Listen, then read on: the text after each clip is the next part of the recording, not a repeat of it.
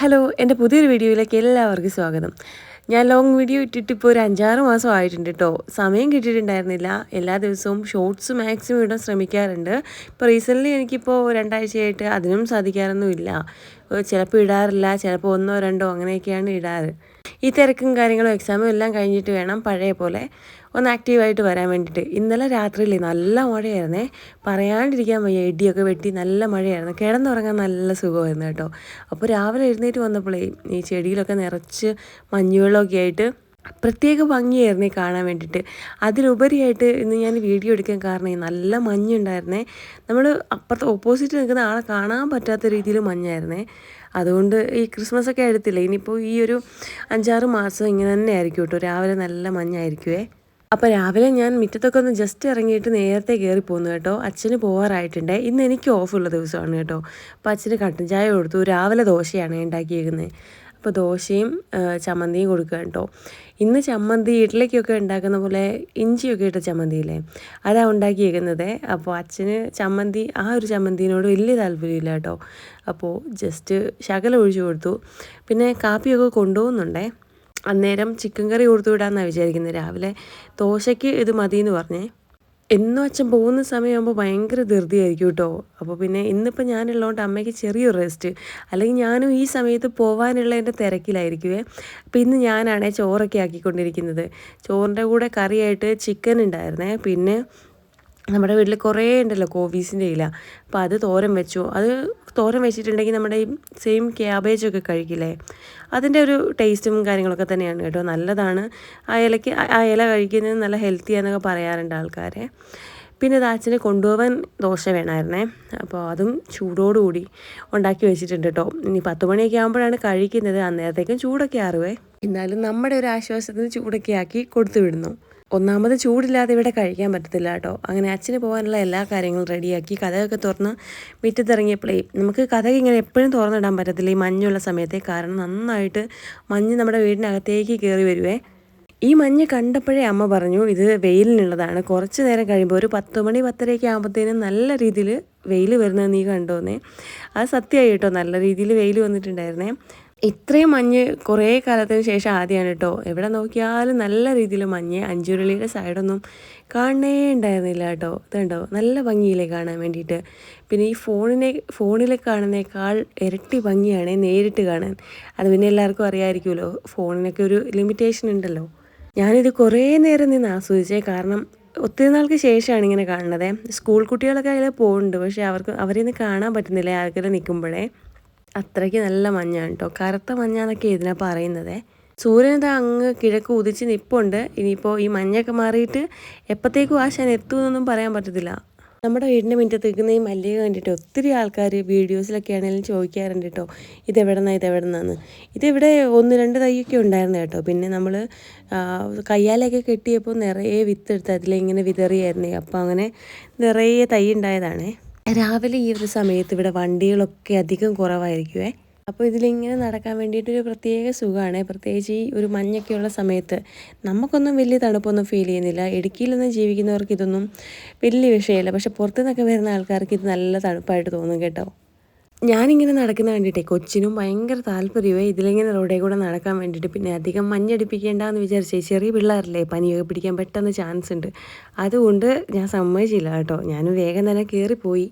ഒരു 8 മണി 9 മണി വരെ ഇതുപോലെ മഞ്ഞുണ്ടായിരുന്നു കേട്ടോ. അങ്ങനെ അച്ഛൻ എന്താ ജോലിക്ക് പോയേ. ചെറിയ രീതിയിൽ മഞ്ഞ് ഇറങ്ങി തുടങ്ങി. അപ്പോഴത്തേക്കും ഇതാ ഇവിടെ ഒരാൾ കളിച്ചുകൊണ്ടിരിക്കുകയാണ് കേട്ടോ. എനിക്കാണെങ്കിൽ ഇഷ്ടംപോലെ പഠിക്കാനുണ്ട്. ഫൈനൽ എക്സാം എടുത്തുകൊണ്ടിരിക്കുകയാണേ. അപ്പോൾ ഞാൻ കുറച്ച് നേരം അതിലേക്ക് നടന്ന് റിലാക്സ് ചെയ്തതിന് ശേഷം വേഗം പഠിക്കാൻ കയറിയേ. രാവിലത്തെ ഈ ഒരു നേരം പഠിക്കുകയാണെങ്കിൽ പെട്ടെന്ന് എനിക്ക് തലയിൽ കയറുന്ന പോലെ തോന്നാറുണ്ട്. അപ്പോൾ കുറച്ച് നേരം ഇരുന്ന് പഠിച്ചിട്ടുണ്ടായിരുന്നു കേട്ടോ. ഇന്ന് എനിക്ക് ഒരുപാട് കാര്യങ്ങൾ ചെയ്യാനുള്ള ദിവസമാണേ. വീട്ടിലല്ല, പുറത്ത് പോകണം. 1-2 കാര്യങ്ങളുണ്ട്. അതുകൊണ്ട് മൊത്തത്തിൽ കിളിപാറിയ അവസ്ഥ എന്നൊക്കെ വേണമെങ്കിൽ പറയാം. ഇപ്പോൾ കണ്ടോ, മഞ്ഞൊക്കെ ഏകദേശം ഇറങ്ങിയിട്ടുണ്ട്. അപ്പോൾ ഞങ്ങൾ ബ്രേക്ക്ഫാസ്റ്റ് കഴിച്ചിട്ടുണ്ടായിരുന്നില്ല. ഞങ്ങൾക്കും ദോശയാണ്. അപ്പോൾ ആ സമയത്ത് ഉണ്ടാക്കിയിട്ടുണ്ടെങ്കിൽ തണുത്ത് പോകും, ഒരു സുഖം ഉണ്ടാവില്ല കഴിക്കാൻ വേണ്ടിയിട്ടേ. ഇവിടെ എങ്ങനെയാണ്, ദോശയൊക്കെ തണുത്തിട്ട് ദോശച്ചട്ടിയിൽ നിന്ന് വേഗം ഇട്ടാൽ തന്നെ വേഗം തണുക്കും. അതുകൊണ്ട് ആ ഉണ്ടാക്കുന്ന സമയത്താണ് കഴിക്കുന്നത്. ചായ അപ്പുറത്ത് വെച്ചിട്ടുണ്ട്. അപ്പോൾ എനിക്കും അമ്മയ്ക്കും കൊച്ചിനും ഈ 2 ദോശ വീതം അങ്ങോട്ട് ഉണ്ടാക്കിയിട്ടോ. പിന്നെ കട്ടൻ്റെ അപ്പുറത്തായിക്കൊണ്ടിരിക്കുകയാണ്. ഒരുപാട് ദിവസമായിട്ട് ദോശയൊക്കെ ഉണ്ടാക്കിയിട്ട്. എനിക്ക് ദോശ, ഇഡ്ഡലി അങ്ങനത്തെ സംഭവങ്ങളൊക്കെ ഭയങ്കര ഇഷ്ടമാണ്. പക്ഷേ കൂടുതലും ഇവിടെ പുട്ട് അല്ലെങ്കിൽ ചപ്പാത്തി അങ്ങനത്തെ ഉപ്പുമാവ് അങ്ങനത്തെ എന്തെങ്കിലും ഐറ്റംസൊക്കെയാണ് ഉണ്ടാക്കാറ്. കാരണം ഞങ്ങൾക്ക് രാവിലെ പോകേണ്ടത് കൊണ്ട് അമ്മയ്ക്ക് ഇതൊന്നും ഉണ്ടാക്കിക്കൊണ്ട് നിൽക്കാനുള്ള സമയം കിട്ടാറില്ല. എന്നാലും മാക്സിമം ഉണ്ടാക്കി തരാറുണ്ട്. അങ്ങനെ ബ്രേക്ക്ഫാസ്റ്റ് കഴിഞ്ഞപ്പോൾ എനിക്ക് ഒരു പ്രൊമോഷൻ വീഡിയോ എഡിറ്റ് ചെയ്ത് അത്യാവശ്യമായിട്ട് കൊടുക്കാനുണ്ടായിരുന്നു കേട്ടോ. അപ്പോൾ അത് ഇൻസ്റ്റാഗ്രാമിൽ നിന്ന് വന്ന പ്രൊമോഷനാണ്. നമ്മുടെ ഇവിടെ അടുത്തുള്ളൊരു ഷോപ്പിൻ്റെയാണ്. അങ്ങനെ അത് കുറച്ച് നേരം ഒന്നുമല്ല, ഒരു 2-2.5 മണിക്കൂർ എടുത്തു കേട്ടോ എഡിറ്റ് ചെയ്യാൻ വേണ്ടിയിട്ട്. എന്തായാലും അത് സെറ്റാക്കി അയച്ചു കൊടുത്തു. അവർക്ക് ഓക്കെ എന്ന് പറഞ്ഞു.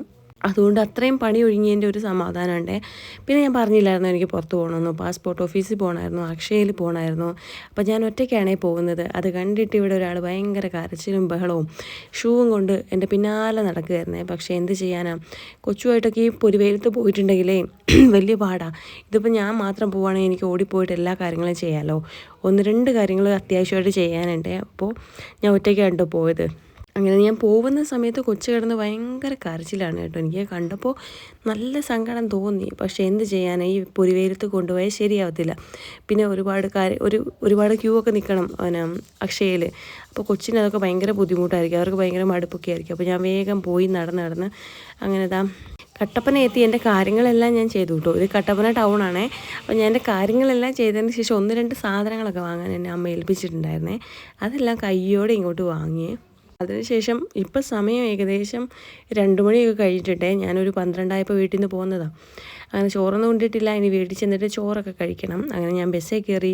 അതിനിടയ്ക്ക് കൊച്ചിനൊന്നും വാങ്ങിയില്ലല്ലോ എന്ന് വിചാരിച്ചിട്ട് താഴത്തെ ടൗണിൽ വന്നിട്ട് അവനൊരു ചോക്കോബാറും പിന്നെ ബിങ്കോയൊക്കെ വാങ്ങിയിട്ടുണ്ടേ.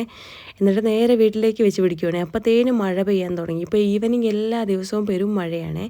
എന്താ ഓട്ടോറിക്ഷയിലാണ് കേട്ടോ വരുന്നത്. മഴയ്ക്ക് മുമ്പേ ഒന്ന് എത്തണമെന്ന് വിചാരിച്ചു, പക്ഷേ ചാറി തുടങ്ങിയിട്ടുണ്ടായിരുന്നേ.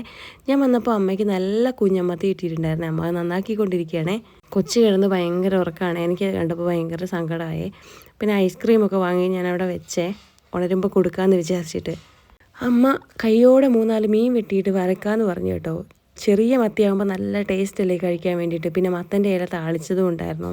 അപ്പോൾ മീനും കൂട്ടി കഴിക്കാമെന്നൊക്കെ വിചാരിച്ച് ഞങ്ങളിങ്ങനെ വെയിറ്റ് ചെയ്തിരിക്കുകയാണ്. ഞാനിങ്ങനെ വെയിറ്റ് ചെയ്യുക, അമ്മ അവിടെ പണിയെടുക്കുക. അങ്ങനെ എന്നോടൊരു മുളക് പൊടി വാങ്ങിക്കൊണ്ടുവരാൻ പറഞ്ഞിട്ടുണ്ടായിരുന്നേ, അത് വാങ്ങിക്കൊണ്ട് വന്നു. അങ്ങനെ അമ്മ മീൻ വറക്കാൻ വേണ്ടിയിട്ട് അടുപ്പത്തൊക്കെ ഇട്ടിട്ടുണ്ടേ. അപ്പം ഞാൻ പോയ കാര്യങ്ങളൊക്കെ ഇങ്ങനെ അമ്മയോട് പറയാൻ കേട്ടോ. ഇനി കുറച്ച് കാര്യങ്ങൾ കൂടെയൊക്കെ ചെയ്യാനുണ്ട്. അയ്യോ അപ്പോൾ എന്നൊക്കെ വെച്ചുകൊണ്ടിരിക്കുകയാണ് കേട്ടോ. അതൊക്കെ പിന്നീട് എല്ലാ കാര്യങ്ങളും നടന്നതിന് ശേഷം നിങ്ങളോട് പറയാവേ. അപ്പോഴത്തേക്കും ഇതാ പുറത്ത് മഴ നല്ല രീതിയിൽ പെയ്യുന്നുണ്ട് കേട്ടോ. നല്ല സുഖം ഉണ്ടായിരുന്നേ, നല്ല തണുപ്പ് ഈ സമയത്ത് കിടന്നുറങ്ങാൻ വേണ്ടിയിട്ട്. പിന്നെ ഞങ്ങൾ അധികം താമസിക്കാതെ കഴിക്കാൻ വേണ്ടിയിട്ടിരുന്നേ. നല്ല വിശപ്പുണ്ടായിരുന്നേ. അപ്പം ഞാൻ പറഞ്ഞില്ലേ, കറിയായിട്ട് മീൻ വറുത്തതുണ്ടായിരുന്നേ. ഈ പൊടിമീനാകുമ്പോൾ ഒരുപാട് വേണം കഴിക്കാൻ വേണ്ടിയിട്ട്. എനിക്ക് ഭയങ്കര ഇഷ്ടമാണ് ഈ ചെറിയ മീൻ, ഈ നത്തോലിയും ഇതുപോലെ മത്തിയൊക്കെ ഭയങ്കര ഇഷ്ടമാണ് ഇങ്ങനെ മുരിപ്പിച്ച് വറുക്കുന്നത്. പിന്നെ മത്തൻ്റെ ഇല താളിച്ചതുണ്ടായിരുന്നു. പിന്നെ 2 ദിവസം മുമ്പ് അമ്മ അച്ചാറിട്ടിട്ടുണ്ടായിരുന്നേ. അപ്പോൾ അച്ചാറും കൂടെ എടുത്തിട്ടുണ്ടേ.